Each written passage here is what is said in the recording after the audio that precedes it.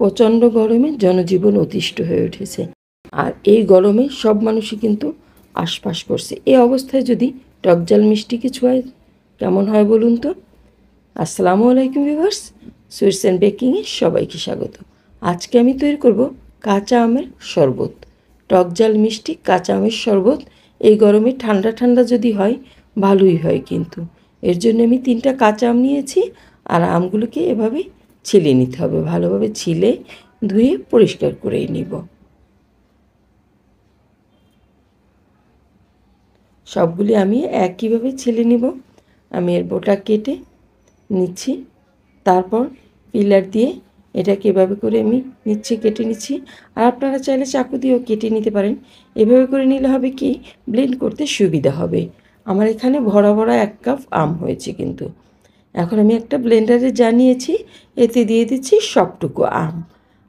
দিয়ে দিচ্ছি 2 টেবিল চামচের মতো এখানে পুদিনা পাতা, 1 চা চামচ পরিমাণে বিট লবণ, 1 চা চামচ পরিমাণে লবণ, লেবুর রস 1 টেবিল চামচ পরিমাণে, দিয়ে দিচ্ছি চিনি 3 টেবিল চামচ পরিমাণে,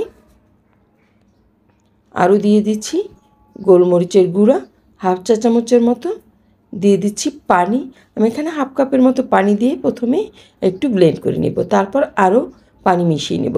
একবারেই যদি আপনারা অনেকটা পানি মিশিয়ে নেন তাহলে হবে কি, ভালোভাবে ব্লেন্ড হবে না। দেখুন আমি এখানে আরও 1 গ্লাস পানি দিয়ে দিচ্ছি। আমার এখানে 3 গ্লাসের মতো শরবত হয়েছে। আপনারা যদি এর চেয়ে একটু পাতলা পছন্দ করেন তাহলে আর একটু পানি দিয়ে দিতে পারেন। আমি এর ঘনত্বটাও দেখিয়ে দিব কেমন হয়েছে। আমি গ্লাস ডেকোরেশনের জন্য এখানে নিয়ে নিচ্ছি লবণ, চিনি আর একটু লাল মরিচের গুঁড়া। এটা দিয়ে আমি একটু গ্লাসটা ডেকোরেশন করে নেব, দেখতে ভালো লাগবে তাহলে। এখন গ্লাসটাকে আমি একটু লেবু রস দিয়ে এভাবে ভিজিয়ে নিচ্ছি যাতে মশলাগুলি ভালোভাবে গ্লাসে লেগে যায়। দেখুন এই যে, তাহলে সুন্দরভাবে এগুলি লেগে থাকবে আর পড়ে যাবে না। এই যে আমি গ্লাসটাকে ডেকোরেট করে নিচ্ছি, একটু হয়ে গেল। এভাবে আমি 2টা গ্লাসই ডেকোরেট করে নিব। দিয়ে দিচ্ছি জুসটা, দেখুন এর ঘনত্ব। আপনারা যদি এর চেয়ে পাতলা চান তাহলে আরও একটু পানি দিয়ে দেবেন, যার যার পছন্দ মতো। তৈরি হয়ে গেল আমার কাঁচা আমের টকজাল মিষ্টি শরবত। আপনারা বাসায় বানিয়ে খাবেন। আর আমি এখানে ঠান্ডা পানি দিয়েছি, তাই বরফ কুচি আর দিলাম না।